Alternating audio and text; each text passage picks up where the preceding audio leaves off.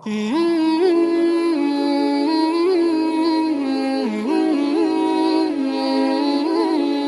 شب 25 ذیقعدہ ہے جس کو شب دہو الارض کہتے ہیں۔ دہو الارض کیا ہے؟ آج کی وہ رات ہے کہ جس رات اللہ نے کعبے کے نیچے زمین بچھائی تھی۔ ہو سکتا ہے کہ آج کی ترقی یافتہ دور میں لوگ کہیں کہ صاحب زمین کیسے بچھ سکتی ہے اور کیسے کیا ہو سکتا ہے۔ مقصد یہ ہے کہ پوری کائنات کے اندر پانی تھا، اللہ نے اس زمین کو تھوڑا سا بلند کر دیا تھا، اور یہ پانی کے جب اوپر آئی تو یہ خشک ہوئی اور یہیں کے اوپر کعبہ قرار پایا اور آج تک ہے۔ یہی وہ رات تھی کہ جب کعبے کے نیچے زمین بچھائی گئی، کا مطلب یہ ہے کہ پانی کے اوپر وہ دنیا ہماری آ گئی اور وہاں سے زندگی شروع ہو گئی۔ کل کا جو دن، خدا سلام،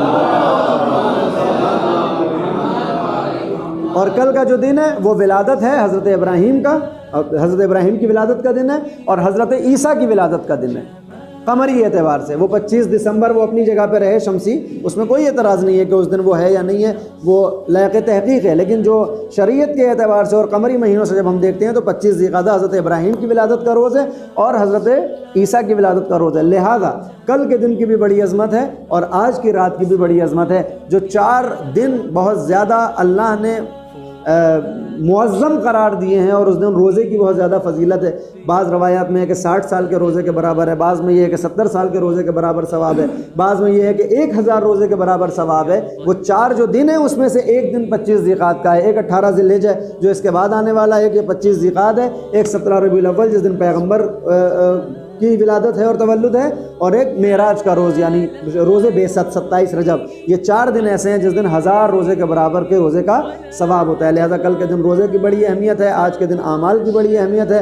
رات بھر عبادت میں گزاریں، اطاعت میں گزاریں، تلاوت میں گزاریں، اور کل ایک چھوٹی سی نماز ہے چاشت کے وقت، یعنی جس وقت آپ عیدین کی نماز پڑھتے ہیں 9:30 10 کے آس پاس، اس وقت ایک نماز ہے 2 رکعت کہ دونوں رکعت میں الحمد کے بعد 5 مرتبہ سورہ شمس کو پڑھنا ہے۔ آپ قرآن کو ہاتھ میں لے کے بھی پڑھ سکتے ہیں، ریکارڈنگ ہو تو وہ پڑھتا رہے، آپ دہراتے رہیں، اس طرح سے بھی یہ نماز ہو سکتی ہے۔ اس کے بعد چھوٹی چھوٹی دعائیں ہیں جو مفاتیح الجنان میں بھی مل جاتی ہیں، اور میرا خیال ہے تحفۃ العوام میں بھی آپ کو مل جائیں گی۔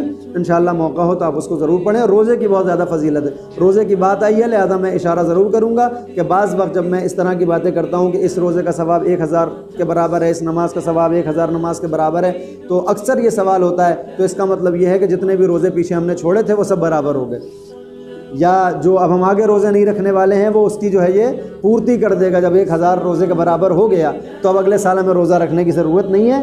تو میں بتاؤں کہ یہ جتنے بھی مستحب اعمال ہوتے ہیں، میں بار بار کہتا ہوں، ان کی اپنی حیثیت 0 کی ہوتی ہے، 0 کی حیثیت ہوتی ہے۔ یعنی کیا ہے؟ یعنی اگر آپ کے پاس واجب ہے تو اس واجب کے ایک واجب جو آپ کا ہے اس کو یہ 10 بنا دیتا ہے، اس کو یہ مستحب 100 بنا دیتا ہے، اس کو یہ 1000 بنا دیتا ہے۔ لیکن اگر واجب کی ادائیگی ہمارے پاس نہیں ہے تو پھر یہ 0 آپ جمع کرتے رہیے، کوئی فائدہ ہونے والا نہیں ہے۔ لہذا کل کا روزہ سنت کی نیت سے وہی رکھ سکتا ہے جس کا زندگی میں کبھی کوئی واجب نہ چھوٹا ہو۔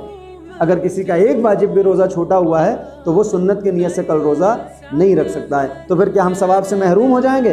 اللہ نے اس کا راستہ نکالا ہے کہ آپ یہ کریں کہ جو آپ کا روزہ کبھی واجب چھوٹا ہوا ہے، کل کے دن آپ اسی روزے کی قضا کی نیت سے روزہ رکھ لیجئے، آپ کی وہ قضا بھی پوری ہو جائے گی اور یہ جو ثواب ہے روزے کا وہ بھی انشاءاللہ مل جائے گا۔ اور ایک جو ہمارے یہاں چلن ہے کہ مستحب روزہ سوال خدا، یہ نہیں معلوم مجھے کہاں سے یہ اصطلاح آئی ہے۔ سوال خدا نام ہی سے مشخص ہے کہ یہ فارسی اصطلاح ہے، دین سے اس کا کوئی تعلق نہیں ہے، یا ایران سے آیا ہے یا ہم نے اس کو خود بنا لیا ہے۔ سوال خدا کرا دیتے ہیں، یعنی 9 بجے گئے اور آپ کھانا کھا لیجئے، مستحب روزہ ہے۔ نہیں، یہ نہیں ہو سکتا ہے۔ مستحب روزے کا مسئلہ یہ ہے، پہلی بات تو یہ کہ ہم سب لوگ رکھ ہی نہیں سکتے، اگر کسی کا ایک واجب بھی چھوٹا ہے اس کو پہلے وہ پورا کرنا ہوگا۔ لیکن مان لیجئے کسی کے پورے بھی ہیں، بہت سے لوگوں کے پورے ہوتے ہیں، خدا کا شکر ہے، اگر وہ رکھتا ہے روزہ تو مستحب روزے میں اللہ کی طرف سے یہ اہتمام ہے کہ اگر آپ مستحب روزہ رکھ کے کسی مومن کے گھر گئے اور اس مومن نے محبت سے آپ کے سامنے برسات کا موسم میں پکوڑی لا کے رکھ دی، تو اب شریعت یہ کہتی ہے کہ آپ اس سے یہ نہ کہیے کہ میرا روزہ ہے، بلکہ چپکے سے اٹھائیے اور کھا لیجئے تاکہ اس کو معلوم نہ ہو کہ آپ کا روزہ تھا۔ کیوں معلوم نہ ہو؟ کہ اگر اس کو معلوم ہوا اور آپ نے نہیں کھایا تو کہیں نہ کہیں ہو سکتا ہے اس کو برا نہ لگے، مگر دل میں ایک چوٹ لگے گی کہ میں نے اس کے لیے اہتمام کیا تھا اور اس کو کھلا نہیں سکا۔ مومن کا دل کعبے کی مانند ہے، لہٰذا مومن کا دل توڑنا کعبے کو توڑنے کے برابر ہے۔ روزہ توڑ دیجئے، مومن کا دل نہ توڑیے۔